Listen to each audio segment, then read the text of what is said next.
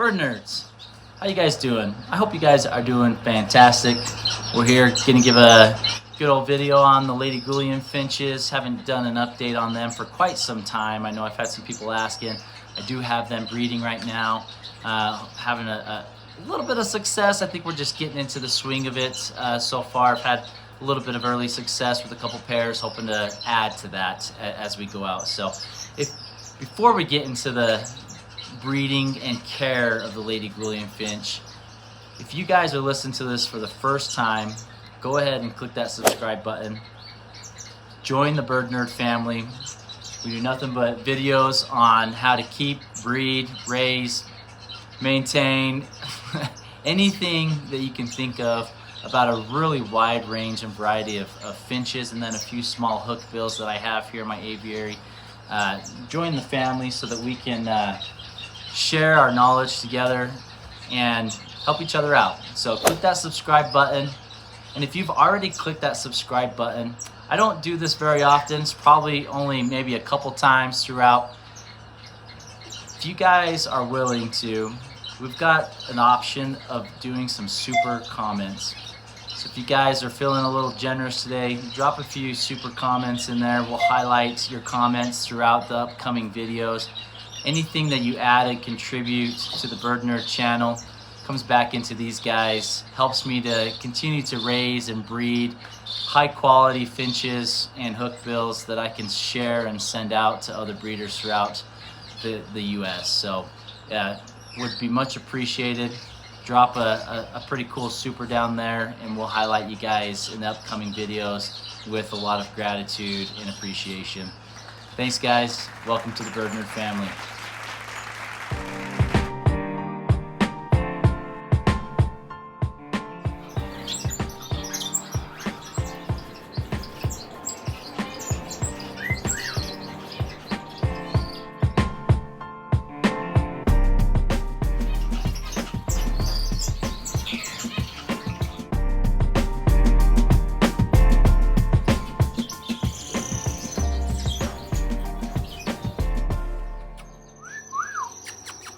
The Lady Gouldian Finches, we've got Mikey here. He's gonna join with us. He saw me sitting down. He wanted to be a part of the action, huh, buddy boy? Grumpy old man. He's doing good. So, got quite a few questions out there on how to breed the Lady Gouldian Finches, some of the troubles or issues that they have. He's gonna jump off and go find some of the birds he's gonna go talk to, which is okay. Some of the issues that you can run across with the Lady Gouldian Finches: are they as fragile as people say they are? Do they toss their chicks as frequent as people say? Do they breed as easy? Are they easy to maintain and keep? So we're just going to cover a few of those tips and pointers here with you. Now, since I've moved into the new bird shed, it's been a few years now, I have not had much success with my Lady Gouldian Finches. You can see Mikey's found his partner. He's gonna start singing to him here in a minute. I haven't been able to have the amount of success with the Lady Gouldians as much in this new environment. I'm not sure why.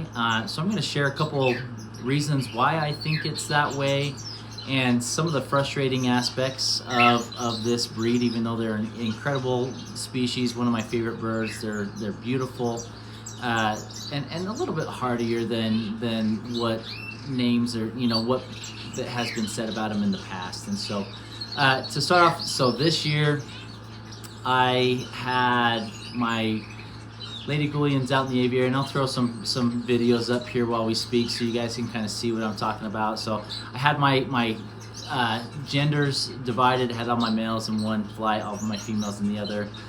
And then I was originally going to put them together, pair them up individually in like my white breeding cages that I usually breed my canaries in.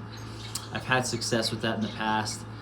But my Gouldian Finches, they just weren't coming into breeding condition like they have in the past for me. So we kind of had to tweak a few things. We had to adjust lighting schedules, temperatures, and then this year I decided to do something a little bit different and put them all together. Most all of them. I actually still have a couple other pairs and some babies that I have had this year.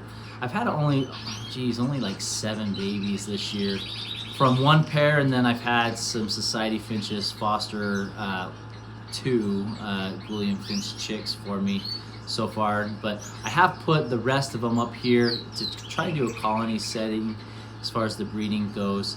And so far it seems to be going pretty well. I've got 4 females. All 4 of them are in nest boxes. They're laying eggs, are fertile. Males are doing really well as far as like courting the females and whatnot. There's a little bit of friendly competition in there because they are in a colony setting. They do well. If you guys saw any of our recent podcast videos, we've got Alex SoCal Gouldian out in California. He's done an amazing job at colony breeding this species of bird, and is cranking out babies left and right and doing a really good job. And I think one thing that I'll be doing this year, sorry, I'm just looking at Mikey, he's going crazy. One thing that I'll be doing this year in the wintertime is because I usually try to breed birds throughout the winter.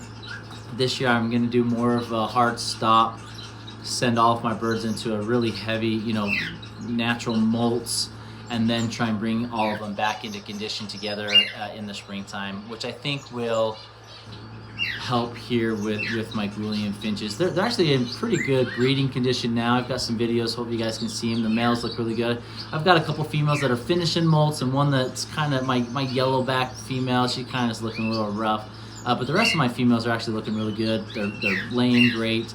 Eggs are fertile. So hopefully we're kind of getting back into that groove that I've been used to in the past few years, but then kind of hit some snags these last couple years. And that's just breeding birds. You're gonna have a great year, and then maybe the next year it's just not as great for one reason or another. We have had a really hot summer that can be impactful as well. I didn't cut my lights down this last winter, and I really do think that affected my Gouldian Finches. They've slowly kind of come back into breeding condition late in the summertime. I would like to have bred them earlier in the springtime, but it just didn't work out. They were still molting and not quite in that breeding condition. And when they're not in that breeding condition, the number one frustration is they'll toss their chicks. So I have had a couple pairs that have already tossed chicks this year. That's why I did have my Society Finches foster a couple of the Gouldian chicks because they were tossed, and thankfully the societies were on eggs, and so I threw them in there. I do try to do natural parent raise, and I didn't have any other nest boxes with the Gouldian Finches that I could put those chicks in there with, so I had to default to my Society Finches, which is great. I mean, that's fine. I don't recommend fully fostering through Society Finches, but they're a great backup, and if you have no other options, it's either that, let the chicks die, or try and hand raise them yourself, and I just don't have the time to hand raise them. So they have tossed a little bit, and I think that's just because my females weren't quite ready. They were still finishing up their molts. I put the males in there a little early. I think now they're in a pretty good groove. They're all completely done with their molts. Their beaks are nice and black, and they're doing a great job there, and hopefully we can get some babies successful. I did have a pair out in my aviary that I left in there, and they actually did raise a clutch of 4 and a clutch of 1 a couple months back, and have been a great pair for me. Female's a black-headed female, and the male is a red-head, purple breast. So, but they are split to white breasts. I did get a couple of chicks from those that do have white breasts in them, which I'm okay with. I think that's great. Nest boxes. They do, when Gouldian Finches are ready to breed, they're very curious. They will be one of the first ones to inspect any new nest box you put in. It almost excites them. They love that. They jump for that opportunity to inspect a new nest box, and then they kind of establish a pecking order on who, and usually your most dominant pair will be able to choose the first nest box and the best nest box site. I do use hard wood nest boxes. There are wicker baskets out there. They'll use that. They'll really use any type of nesting material, box and nesting material. Now, building a nest, my Gouldians, I have some males that build great nests actually, and then I have some that don't build great nests at all. And so I've tried to compromise, and I'll put a little bit of nesting material in all of my nest boxes so that they're not just laying bare on the bottoms, because the females will just lay on a bare bottom nest box, and sometimes that's not great. So I will help them. I'll put some nesting material in there, and then If they decide not to continue to build a nest, there's at least something to pad the eggs on. And then if the males want to continue to build more, they can just build on top of what I put in there. So seems to work out good for me. During breeding, the colony breeding, this is one of my first years of doing. I've done it a few years back, but not on the scale that I have here. I've got 4 pairs and an extra male in here, and then I've got a pair out in my aviary. So I've got 5 pairs total that I'm looking to breed in here. It's gone pretty well. I think it's a healthy competition, and actually I think it spurs the males and the females into breeding quicker because of that competition. So I'm interested to see how it goes. I've got 3 nest boxes with fertile eggs in there, hens sitting tight, and then one looks like they're starting to lay. So hey dude, quiet. So I think that's great. Come wintertime, I'll separate them again, put my males in one flight, my females in the other, so that they can focus on molting and resting, and then they can come back into breeding condition. We'll take all the nest boxes out so the females will stop laying, etc. Just have some quiet time in the winter months. So as far as hardiness goes, Lady Gouldian Finches, so I'm in Utah. We get really cold winters. In the middle of the winter, if it's a nice day, I will open up my windows and let my birds go outside in the outdoor aviary. And usually my Gouldian Finches, they choose to stay inside. They do not like the cold weather. They can tolerate it. I can put them out there and they can do okay in it.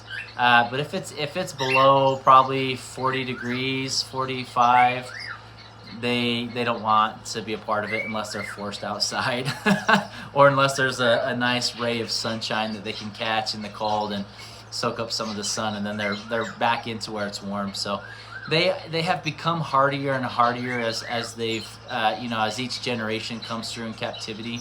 But I would say not as cold hardy as like your zebra finches, your society finches, your cockatiels, things like that. Some of your other Australian finches. These guys, not so much. But they have come a long way, and I would say they're hardier now, but I would not just throw them outside in freezing cold temperatures and expect them to be okay. So take that into consideration. You can acclimatize them over time, but that takes time and effort. If you have a sudden 30-degree swing temperature change overnight, that's going to drop you down into the freezing temps. You probably want to keep them inside or have some sort of a heat source that they can go to protect themselves and stay warm. So you don't require live food. You don't need to feed Gouldian Finches live food. They're actually really picky. You can feed them. I would encourage you to feed them. I think live food's a great option and source, and it helps your babies develop a lot quicker. Gouldian Finches are really picky. Some of mine will eat the egg food, eat mealworms as I put them in there, and I'll have others that don't touch it. So it kind of depends. I know I've had several people reach out, how can I get my Gouldian Finches to eat? I keep offering it every day, that especially during breeding season. And then if they don't eat it, they don't eat it. But if they do, there's they have the option available to them, and I think that's what I'm trying to get to. If you do have them, if they do share aviaries, with other birds and have mixed flights, sometimes the other birds will get to it before the Gouldian Finch decides they want some. So kind of take that into consideration if you need to add a little bit more or separate them, things like that. But sometimes it's really good to have other birds with them, because then they show them the new foods, and then they'll start to get curious and play with it, and then many times they'll come to really enjoy it.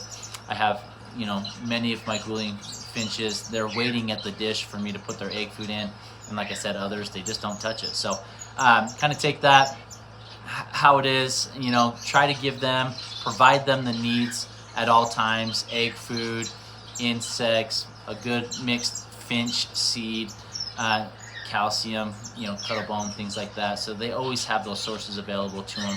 Then if they want it or need it, it's there and they can eat it. So I think that's pretty close to it. I just wanted to give you guys an update, and hopefully we'll get some more chicks before fall comes. They're just kind of like really getting into the swing of it now. So I think we've got a good probably 2 to 3 months that we'll be able to breed these guys. Hopefully get some chicks on the perch, add to the chicks on the perch. Like I said, I've already had a few this year, I'm hoping to get a lot more. I really love these guys, and I'm trying to breed, some good quality birds here. So if you guys want some down the road, hit me up.